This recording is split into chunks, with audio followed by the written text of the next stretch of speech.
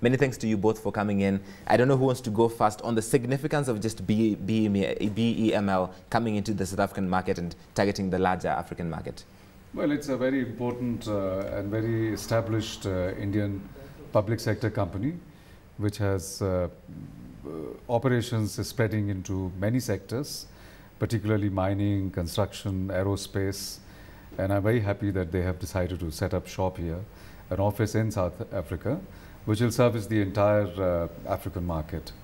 And do you want to tell us exactly why you picked on South Africa as a launchpad, a sort of springboard into the rest of the continent? Well, primarily South Africa is very well connected to all other African countries. So the watchword here for us is connectivity. Though we have been doing business in African continent right from the last 2 decades, right now we have reached a particular threshold level where we need to set up local facilities such as warehouse, maybe workshops. And from that perspective, Johannesburg provides us an excellent connectivity point. So that's the reason we have set up a shop here now. South Africa included, is very ripe mining ground. There's a lot of activity around that. What kind of potential do you see here? Absolutely, a good question. We have a huge potential for mining activities coming up in Congo, Namibia, Botswana, Zambia, Zimbabwe, as well as South Africa. And in the next decade, I think this is going to be a huge business opportunity from the Southern African continent. This is just more proof, isn't it, High Commissioner, that the BRICS should have the S at the end to include South Africa, right, because of just the increasing importance of South Africa as a global powerhouse and even in the grand scheme of things? Well, I mean, for us, the significance of BRICS lies in an opportunity being created for us, a platform being created for us where we can further network with South Africa. We attach a lot of value to our economic engagement with South Africa. And there are diverse fields. And so many Indian companies are beginning to make South Africa their home. I see in almost every sector and almost on a daily basis, I see new Indian companies making entry into South Africa. So we have a very robust economic engagement, which is building on our traditionally close and cordial ties. Is there any specific numbers you can share with us in terms of trade volumes or stuff like that? Because I know, for instance, the President, Mr. Pratibha Patel, has been here as well. President Zuma's planning a visit. So there's a lot of interest even. Oh, there's been a lot of high-level exchange at the political level. Yes. But what interests me even more is the intensive exchange at the business level. Yes. President Pratibha Patel came with a 60-member strong business delegation. Our trade turnover has already crossed $11 billion mark, and we've now set ourselves a new target of $15 billion, which we will achieve by 2014. And I have no hesitation in saying that we are all set to achieve the target even before the deadline. But apart from the trade, we also have a huge engagement in the services sector. Our IT firms, tourism flows from both ways. I mean, India has emerged as a major tourism market for South Africa. Yes. Nearly 80,000 people are coming from India to South Africa. And also a lot of people from South Africa traveling to India. All right. Tell us about the low-hanging fruits for your business right now when you're coming into this market. What are the quick wins? Quick wins, I'm expecting some businesses from Zimbabwe and Zambia in the next 2 to 3 months' time.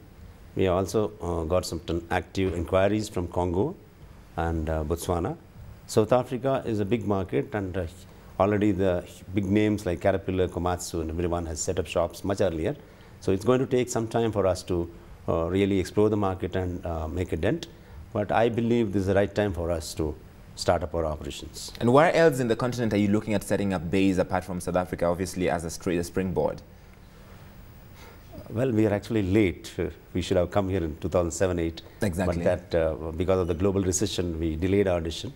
Certainly, Africa has been a potential market right from the last couple of decades.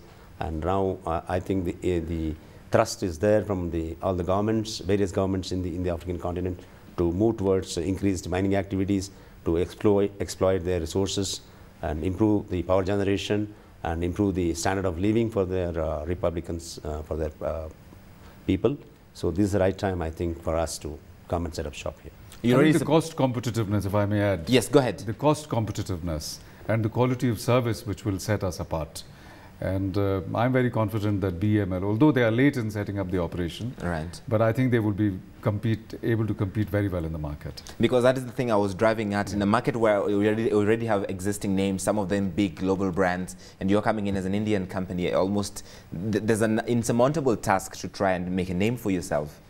Well, this is what I mentioned at the launch today, that essentially they will have to compete on the basis of the quality of their products, yes, and quality of the service, in fact. And now that they've set up an office here, and they are going to concentrate a lot on the after-sales service. They were going to set up position after-sales engineering teams here so that they can provide the adequate service to the customers. I think that is what is going to make a difference. See, apart from being cost competitive, what we would emphasize is on the value for money for the customer.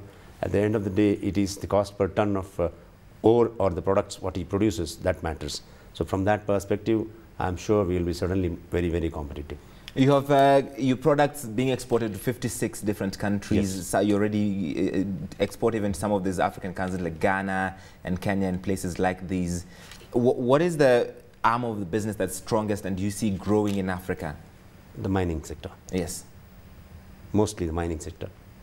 Any specific companies, specific offices you're going to be putting up in any of these countries apart from SA? We might set up an office in Ghana in the probably next year. That is to serve the Northern African countries. You talked a lot about the trade and bilateral relations between the two countries, South Africa and India.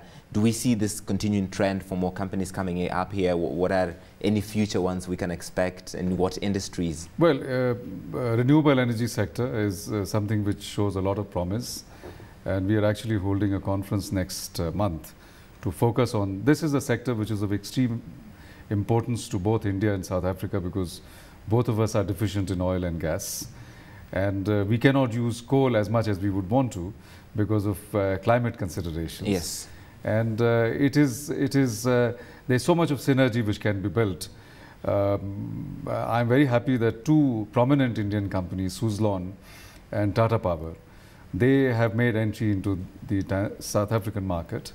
And they aspire to position themselves as the leading players in both the wind energy and the solar energy market.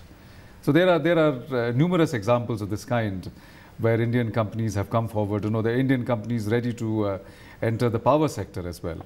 As soon as the government is able to finalize its policy with regard to independent power producer, my understanding is that South Africa is going to face a shortfall in power generation. Right. And Indian companies are ready to fill the gap that there might exist in so far as the government is ready to bring in independent power producers on board.